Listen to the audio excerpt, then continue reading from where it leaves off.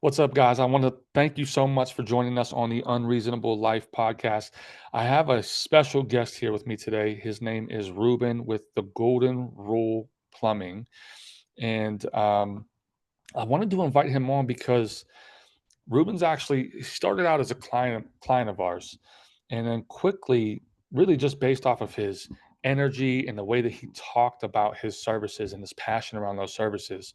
Um, it built so much trust in my mind before he even did any work that he started doing all kinds of work. He did work for my therapist immediately before he even did any work for me. I referred him to one of my other therapists to do a water heater for her. And then the feedback that I'm getting from people has just been unlike any feedback that I've received for a referral in the past. Mm. Right. One of the things about me is I do not give referrals very easily because I've had so many people not serve people well, right?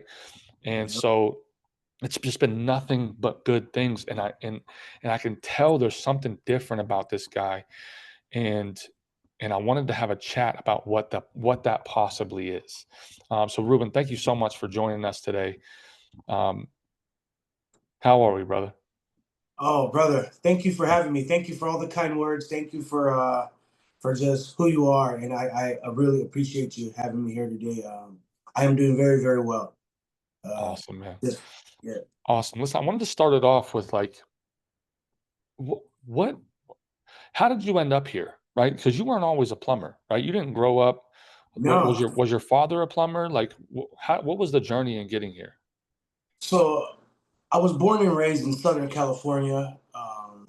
Right around like 16, 17, my brother actually was going to this temp agency, and he got this job as a plumber helper. And so he would go back and forth from work talking about this. And then as the time has went on, he started picking up little small jobs on his end. And and just he's like, hey bro, come with me. Come with me. So I was going with him, and he has me, digging, he has me doing this, doing that. I was just helping out. I didn't even know what I was doing, what our main goal was. Right. And right around like 20 years old, I left Southern California, moved to Las Vegas, had a few different jobs. When I turned 25 was when I got thrown into this property management type position where I was basically cleaning dumpsters, cleaning the curb, emptying trash can, testing pool water. And Yeah. when work got slow, they put me inside this apartment with this other guy, and they taught me how to paint. Now we all know in order to paint, you got to move some things. So my very first experience as a plumber was when I went to move a refrigerator and it wasn't coming out. And I Mm. kept pulling on it. And the water was doing all over. Oh, man. I ripped the line. They taught me how to fix the line. And I thought it was the coolest thing ever. Like I broke something and now I know how to fix it. And it just kind of went on from that. And then I just had this hunger for plumbing. And right around 2006 was when I said, I want to be a plumber. 2006. That's almost 15 years ago now, right? Yes, sir. Yes. Weren't you like a fighter or something? Yeah. So when I was very young, I got tossed into Muay Thai because one of my friends was like a world champion, and he I would always train with him because I'm just so high energy. I'm a motivator. I'm like, come on, let's go. Like it's never enough. And so he's like, bro, he's like, you have a skill just like me. So I got tossed into Muay Thai. I went on with a nice Muay Thai record. I fought all throughout the U.S. Thought I wanted to be an MMA fighter. That wasn't in the works for Wow. me. I became a plumber, yeah, back in 2006, and yeah, my journey's kind of been all over the place. But I really feel like now I have really found where I need to be. Um, we have Have you, me. Uh, yeah. Have you always worked for yourself, or were you working somewhere else before you went out on your own? No, so I used to work for a really large company called Sierra Air Conditioning and Heating. I actually started their plumbing division. They had no Mm, plumbers before me.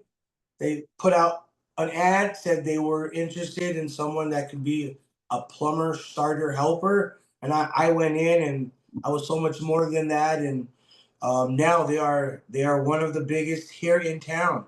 They're very very big, and I'm very honored and thankful that I could say that, hey, I got these guys here off the ground.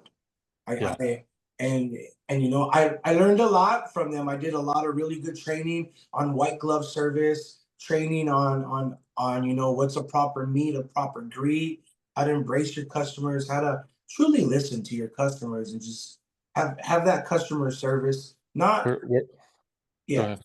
yeah, not having good customer service for something in return, just having good customer service because in the most selfish way possible, it feels good to be good to people.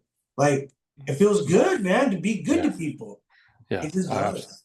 I love that. Not so the quote there is, "Not giving good customer service because you wanna get something in return, Yeah.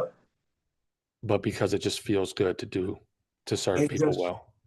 it just feels good, It really, really does. And I was taught this a long time ago. I The was gonna ask, most where did you learn this from? the most selfish thing you can do in life is be good to somebody because of the gratification that you get back. Mm, And that's just always been my motto, man, since I was a kid, you know what I mean? I was raised with nothing, got a little something, and then now it's just bearing all that good fruit and not bearing the good fruit for me. It's bearing the good fruit to break bread with everybody, man. And that's love that's that. that's that's my motto. That's the golden rule motto. Do to others as you wish to have done unto you, and just it's gotten me far. Um, Yeah, what's so hard about that rule, right? What's so hard about that rule is because I think it's natural for us to do unto others what they do to us, uh, right?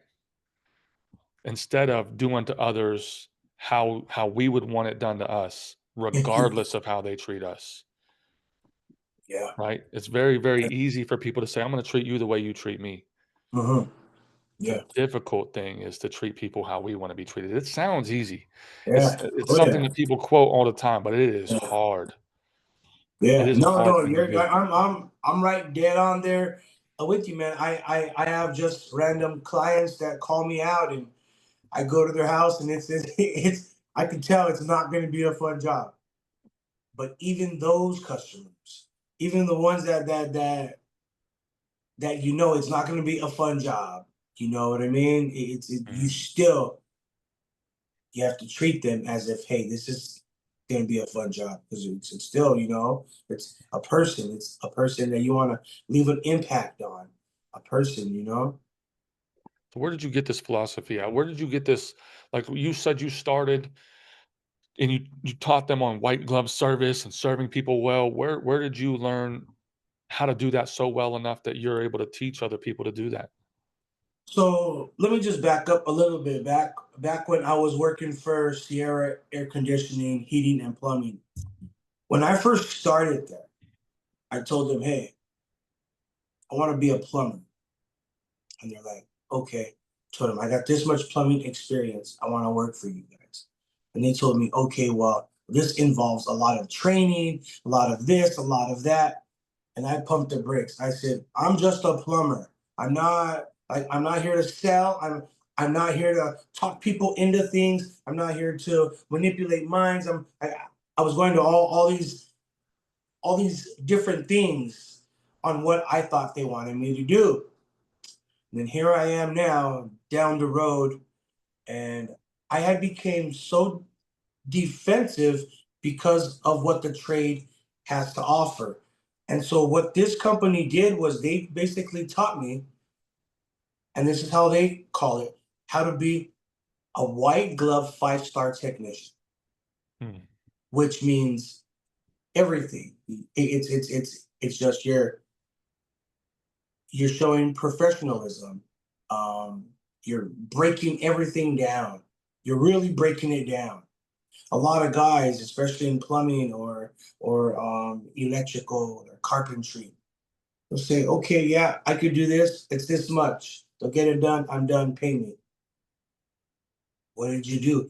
How did you do it? How did you come up with your diagnosis? So that's where I learned a lot of on what I have to offer now because of all of the training, a lot of the training and what I'm doing and how I'm doing it and why I'm doing it, and when would be a better time to come back to revisit it and just really diving in a little deeper rather than just staying on the surface. And I Mhm. learned a lot of that from Sierra. And I was doing a lot of teaching for them. Once they came up to me and they said, "Hey, you have a gift. Like you have a gift to teach people. You have a gift to reach out to people. People listen to you. You have a gift." Then I was now training a lot of the other guys. And so that's where I've learned a lot of my white glove service, a lot of what I have to offer now, a lot of my belief system, and also because of the plumbing trade. You could not tell the truth and make a lot of money. You can tell the truth and make a little bit of money. And I don't chase money. Money is not my thing. And so that's just another principle. Just a lot of this has just really grown with me. See, I don't know that I know that it is that mindset, right? And I see it in all kinds of videos where somebody will basically say there's a problem with something that's not really a problem, and they'll charge them $1,200 to fix this thing that really didn't need fixed, right? Um, to me, that is the like, sure, I can make $1,200 now, but I'm cutting myself off from the thousands, tens of thousands that I could be making in the future from this person if I just do the right thing, Yes. right? And I'll give you an example. There's a garage door company that I use, and you know, just like small things, right? I needed what did I need done? I think I just needed like a bracket looked at or a wheel put back in my thing, Uh-huh. right? And so the guy came out. He was like, "This is normally like $49." He's like, "I'm actually not going to charge you for it. You've been such a great customer. Um, but here's what I recommend for the future." Right, which was like a $290 service because, and then he showed me you have all these cracks in your brackets. He goes, "These are going to start falling off soon if you don't Hmm. take care of it," which they did. Like, so it's not like he was lying. You know what I mean? Right. Like 2 weeks later, one of them fell off. So but I had the quote, and there's no chance that I'm going to go. I didn't even ask for quotes. I didn't Yeah. call around for quotes for that. I didn't like. I think my wife even had another guy was like, "Oh, that's way too much for replacing all the brackets on the doors," which didn't sound unreasonable to me. But I'm like, I actually don't care. Yeah. You know, Be- because you trusted him. for He sure. yeah, and a lot of times I feel like we're all an open book. Like we can be read easily, Mm. and you just gotta really just be good to people, be honest to people, and I I I'm true. Like I'm a true testimony that you don't need to lie to people to get good return customers. People just know it, they feel it, they see it, and it's honesty is honesty goes a long, long way. It really, really does. And I'm sure you know that, Michael. It's we think alike. That's why from day one, we just hit it off, and we both have same mindsets, and we both want to be good to people, and just have a good successful business. 100%. Right. Like I'm all about service and serving the customer. Right. One thing I know about you though is I know you're very big on right craftsmanship. You're very big on like attention to detail. I remember in one of our conversations you talked about how like once this is done, like you're never gonna have to call me for this issue again. Yeah. What? what led you? Because I just while I believe that is a easy business choice to make, or it should be, right? It's like, of course, I wanna really focus on quality work. It just doesn't seem to be the standard, right? What led you to have that belief? You know, just uh just wanting to be different, wanting to make an impact, wanting to be separated from the rest, because they say to be the best, you don't have to know it all. You just got to do a little bit more than everybody else. And I'll tell you, a lot of people are they're just doing the bare minimum, the bare minimum. I'll come in to make a repair under a kitchen sink, and I get out my spray, I take everything out, I clean it down, I close the doors, I'm wiping the front of and they're like, "Sir, you don't have to do that." I say, "I know I don't have to do that. I want to do that for you. I want to make that lasting impression. Not only because I want to make an impression, but I just want you to know that I'm here to do extra for you. I want to do extra. I, I want you to know that you're in good hands." And you know, a lot of times that's all it really is. It's just doing more than the last guy, or doing more than the next guy, and just make that part of your routine. And you know, just it goes a long way. It really does. Well, what do you I think one of the mindsets that's kind of rampant in the market is, and not just for self-employed, maybe even employees, is that's not my job, Yeah. right? Like you seem to have a mindset of, like you just said, I know it's not my job, but I want to do that. I want to do more than you expected. Where did Bring, it Bringing in someone's trash cans is not my job. Knocking rocks back into the yard that are on the concrete, that's not my job. Blowing out someone's garage with my leaf blower that I bring with me, that's not my job. Wiping down someone's complete water filtration system when I'm working on the other side, that's not my job. See what I'm saying? There's a lot of things, a lot of things that we could do. For instance, I have a barber. Well, it's not my a barber, but there's a barber next door, like right Mm, across the way from the dude that cuts my hair.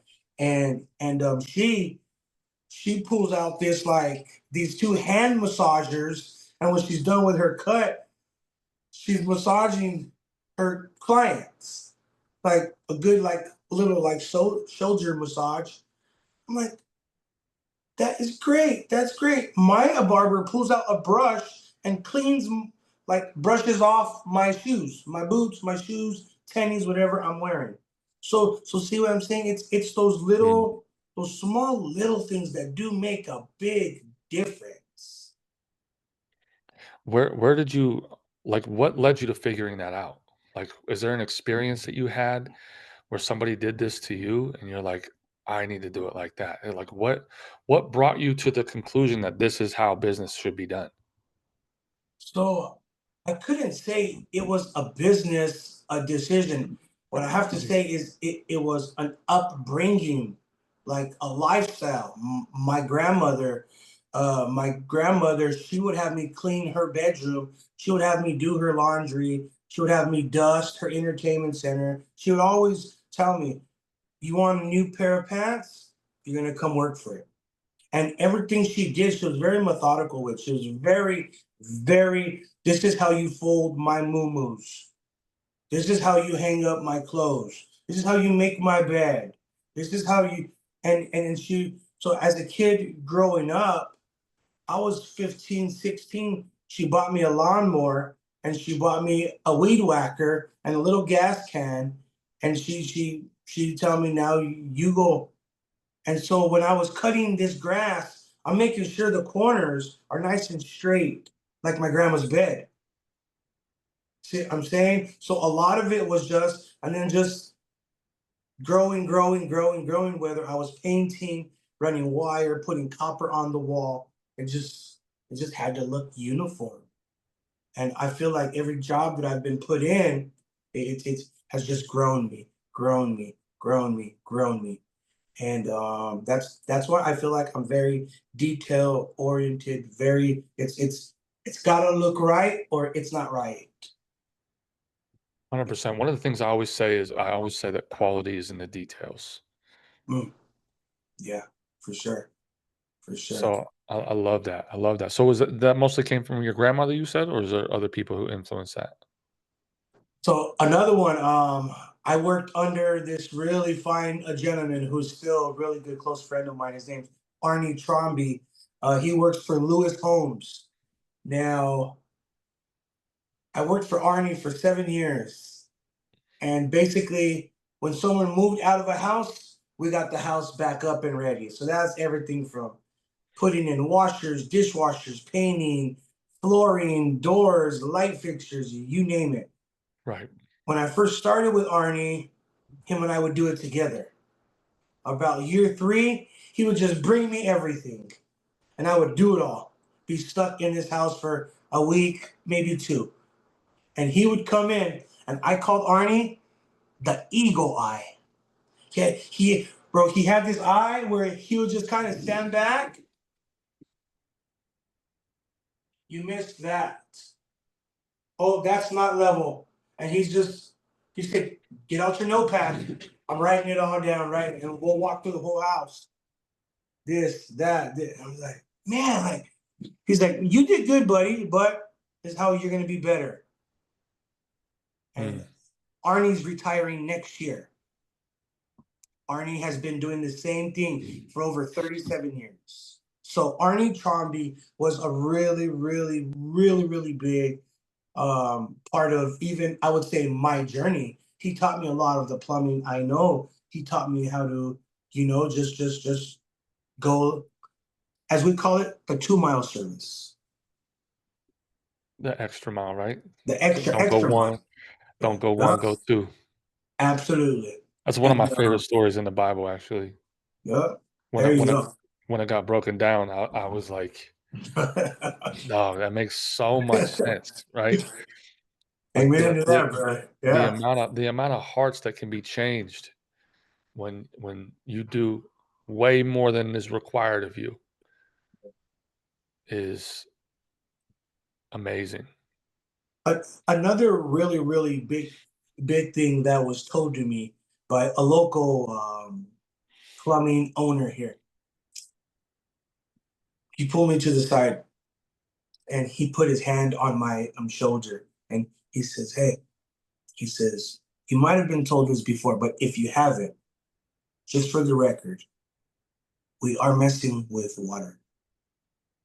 Sometimes we don't get a second chance. This ain't a paint job. We're not plumbing a door.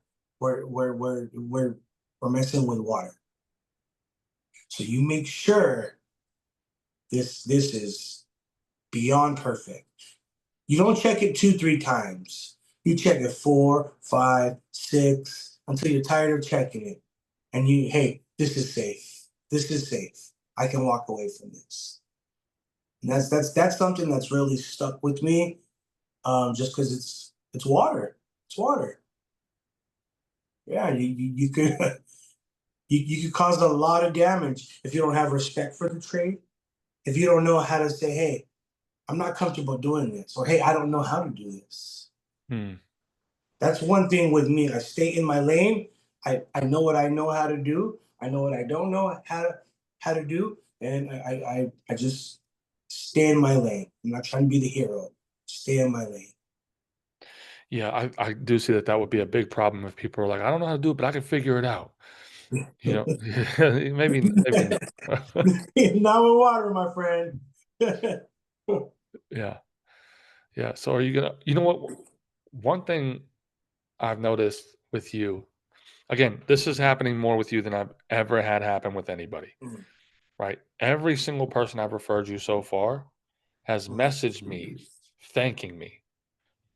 Do you know how often that happens? Zero. This never happens. Like people are like they get a referral and it's like either I don't hear anything or I hear a complaint. And for the first time, I am hearing thank you so much for referring me, Ruben. He is a he's a godsend. He's a lifesaver. He really Mm, helped me getting messages on Facebook from the people I referred you in my mm, neighborhood. People who are walking, not even people who you are serving, yeah. people who you are interacting with while you're serving somebody else. My renters. Mm, They're like, "Who was that guy that was wow. fixing the toilet or fixing the I forget what you did in Yeah. my spot. The pump." Yeah. Yeah. Yeah. Then I'm like, "Why? What's going on?" And they're like, "He was awesome. He's just so nice." And they didn't it's like you're not even doing anything for them. You're just interacting with them in the hallway. Yeah. Well, like I think of so much more than what I'm actually there for. From the minute I pull up, let me park somewhere so I'm not blocking them in case they have to leave. I'm not walking across people's grass. And I mean these are all some other people might say, bro, like you're doing way too much, man. Like you ain't gotta be doing all that. No, you actually do. I'm not walking on across people's yard. You know what I mean? I can see the bigger picture. I'm greeting dogs, and this ain't just things I'm doing just because I'm hoping for something at the end. It's just my true personality. This is my true humbleness. This is my true belief system. And just being good to them. And if I'm working at your shop and I'm gonna be making noise, hey girls, I just want to let you know I'm gonna be in here. I'm changing out the pump. I'm gonna be making some noise. You might want to close your door. Oh, thank you for that. Oh, you're very welcome. I'm very, very considerate. I'm extremely, extremely considerate in all different areas. If I see someone, if I pull up to someone's house and they just pulled up before me and they open up that back door and I see them start getting, sodas or waters, and can I help you? Be a good helper. Be a good helper. Hmm. And so there's just so many other things that I see besides, okay, I'm coming here for plumbing. Any other ways I can help? I I I had a call just yesterday. No, day before yesterday, a plumbing call. And this guy starts telling me about how he had this other guy come and he wasn't really happy with him. And I said, well, what did he come for? And he said, oh, he came because my door keeps hitting and it doesn't close. And I was like, oh, so I kind of saved that back here, right? We went on talking about a plumbing, and then I looked at his softener, even though I wasn't there for the softener. I let him Right. know, hey, you you want to fill this up with a bag of salt. I actually have a bag of salt in my truck. Let me fill this up for you. Oh no, you don't have to do that. I know I don't have to do that. I would like to do that. Can I do that for you? Oh, sure. I told him, hey, that door inside, I could fix that door. Really? He's like, man, this guy was getting out all these power tools. And I said, yeah, I know. Let me just look at it. Took off the top hinge, put the top hinge back on, took off the bottom hinge, put the bottom hinge back on, door closed. He was like, oh. He's like, what do I owe you for that? I said, you don't owe me nothing for it. And it's fine. So see, just doing all those little smaller things and being a business owner, I'm able to do that. Working for another company, that's a no-no. That's a Hmm. no-no. So I also have that other little bit of ground to walk on. Now I can make not only my own decisions, here's how I flip that. Not make my own decisions, but help more people out. Hmm. Because we're sent where we're supposed to be sent. We're not sent places, you're not sent customers on accident. The right people that are supposed to go to you are gonna go to you. They're just gonna go to you. And that's just I feel like that's just how God works. He puts us where we need to be so the right people can find us for the right reasons. I love that. Yeah. How do you make decisions based on like this is what I can do for free as just added value and service, and this is what I'm going to upsell and charge for? My so I am a plumber. I'm a full-on plumber. That's what I focus on. But I do a lot of other things. I don't do a lot of other things as as a job. Okay. Um, Now, I do believe that me being my own boss, I I can call the shots. Yeah. So I'm able to help out in these smaller areas. To me, they're smaller areas. So if I know it's a big job, to do a little small help me out type thing, it's okay. If I On the upsell part, if I see something, here's how I lay it out. Say, hey, I came here today to help you out. If I see something that's not safe or that looks like it can be breaking down in the next couple months, you want me to let you know. With that right there, you don't have to upsell. It's not an upsell. Hey, remember I told you if I saw something that didn't look safe? Well, that handle and back of that toilet, it can break and it can flood your home. You want to do something about it now or later? So it's not really it's to me it's not really an upsell. It's more of a communication statement type thing, just saying, hey, if I see this, you want me to let you know? Some people are scorned, man. They're like, oh man, here it's coming. Yeah. Yeah. Yeah. There's those words like it's no, we could do something, we could do nothing, and we could do everything. Like that's just it. It's I'm gonna lay it all out for you, and just like when you go to In and Out, you pick your menu. I'm gonna make you a menu. We could do this, or this. It's your choice.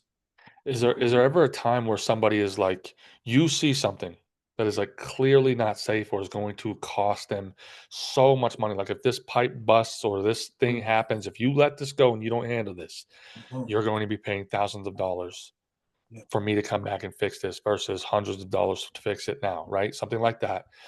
Um, and they say, no, I don't want to do it. How do you handle that? When you like you're for sure this is Yeah. going to be Yeah. bad. Yeah. I Has there ever just been? Yeah. Oh no, all the time. All the time. How I handle that is say, well, what's holding you back from getting this taken care of? Did did Mm, did I not explain it properly to for you to understand the urgency? Is it a money issue? Is it because there's four things. First of all, you got to be talking to the right person, the decision maker. Okay, you can't be talking to the brother, or you can't be talking to. You have to talk to the decision maker. It's got to be the right time. They have to know the pain, and you have to have the right monies on the table. Usually, these first three are out of the question. It usually comes down to money. And if it comes down to money, that's the easiest thing. It's 2025, man. Everything's negotiable. I'm not making you pay for my overhead. I'm not making you pay for my Maui chips. I'm just a normal plumber guy that's trying to come here to help you out. This is an urgent issue. And you because there's a rooted reason why they're saying no. I know I'm nice, I know I'm professional, I know I'm clear, I know I have broke it down properly, but there's something that's holding them back, and usually it's about the money.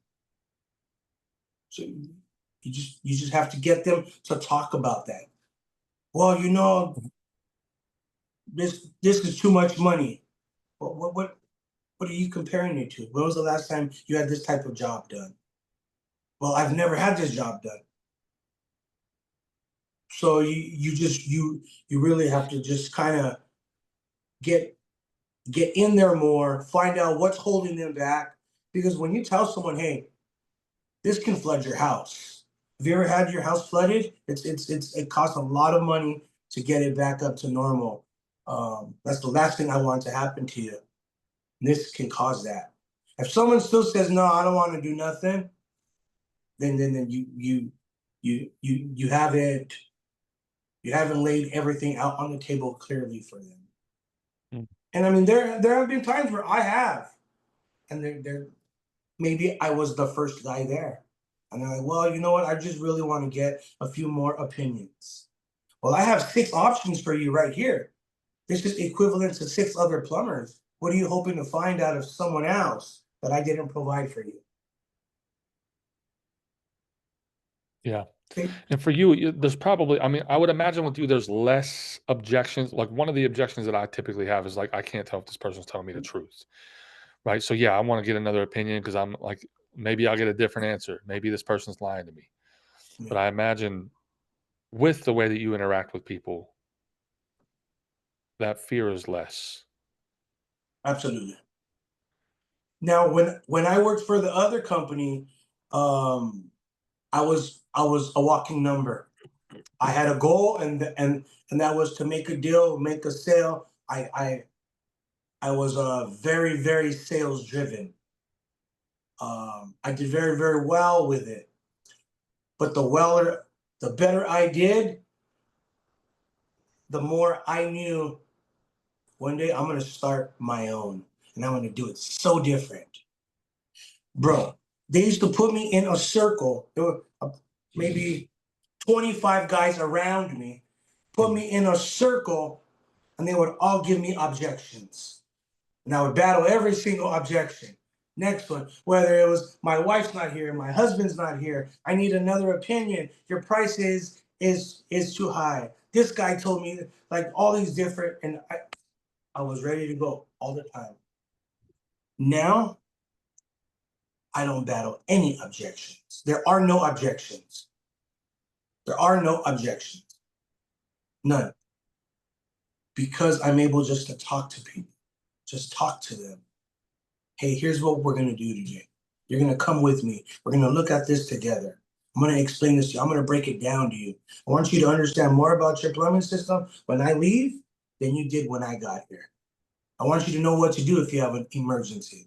I want you to know where your water heater is, your water softeners, where all your valves are, how often your plumbing system should be maintained, what needs to be maintained, how to maintain it.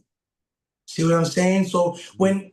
when you're really taking the time, the true time with no expectations, bro, that it's just so obvious. It is very obvious when you have someone good in front of you. Like I have you in front of me. You try to make me cry or something? No. It's just real talk, bro. That's why we resonate so well because we have the same vision, same mindset, and it's a good life. It's a good thing. It's a good way to be. It's a good way to follow, and you just get so much further in life following easy to me to you easy principles. Mm, yeah, I do. I mean, I just did a pricing for profit Q&A before I jumped on the call with you. And profit is cool. Like, don't get me Yeah. wrong. Like, making money is necessary. But one of the things I said on that call was the best, like the most fun you're gonna have in business is being generous, Mm. right? Like That's it's right, it's brother. it's the most fun, right? Hmm. And we need a certain number to make that generosity easier, right? And you got to be able to take care of yourself and your expenses, you know. Yeah. But we want to have extra, not just so we could have like a private jet, No. but so that No. we could take care of people more, right? So that we can be generous, so that we can support charities or support your church or support or be able to have the gap in my time and income to be able to do those extra services that I'm not getting paid for, right? And so I really, really like that because I agree. I think you have like a similar philosophy around that. Yes. Yeah. I, I definitely do. That's my a philosophy. Like I want extra, not extra for me though. It's extra so we can help more. Right now we help our church immensely. We help the homeless. We're very involved with our youth group at church. We do pop-ups for them every single week, whether it's a nacho bar, hot dogs we're cooking, or whether it's pozole, where just all these we have 50, 60 kids that go to this youth group every single week. And when they come out, they're hungry. Parents sometimes are working, or so where me and my wife have taken it upon ourselves to say, hey, can we feed these kids? Because the church was just buying, so like a whole bunch of chips or a whole bunch of pizzas, or just whatever was easiest, and so great for our church. But we kind of wanted to give them a warm meal. Mm. And so yeah, we set up our tables, all of our crock pots, man, and we feed them every single week.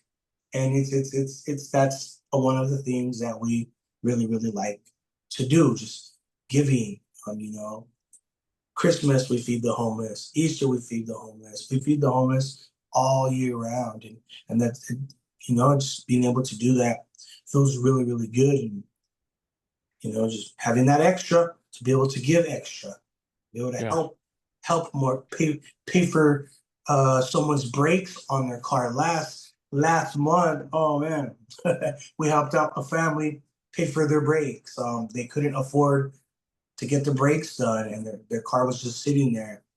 Just doing all Wow. these a little. This is it, man. This is why profit is so important. Yes, it is. It is. And profit's a great feeling, man. It's a great feeling. I think just this last month, we were able to give a record breaking number to our church. We were able to give over $2,000. That's awesome, brother. Yeah. We were able to give over $2,000 to our church, and yeah, October was our a record breaking month for us. So it was really good. It was my birth month too. Well, Yep. happy birthday, man. Happy birthday. Yeah, Yes. there's a it's a different religion, but there's a principle in the Jewish religion. I was reading this business book from a Jewish perspective, and I forget what it's called, but they basically have a cup inside of like a saucer, right? And it's a symbol. They start pouring uh, wine or juice into the cup. Apologies if anybody's watching this and I butcher this, but they start pouring it into the cup, but they don't stop once the cup is full. They let it overflow into the saucer below, and it's Uh, basically a symbol for, right. You want to fill your own cup, but don't stop there. Keep going so there's overflow for everybody else. And I really like that. Just that symbol, that principle, right? that, There's yeah. many people go into business and they're like, I just need to make X and then I'll be okay. I just need to make enough to cover my expenses and I'll be fine.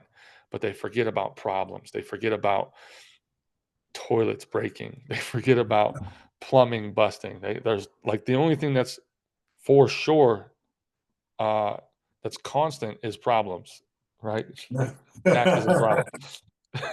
So you it have to have enough in your margins in your profit to be able to cover these things, plus be able to go above and beyond and actually hit, in my opinion, the best part of being profitable, of being successful is serving others, helping people, random acts of kindness.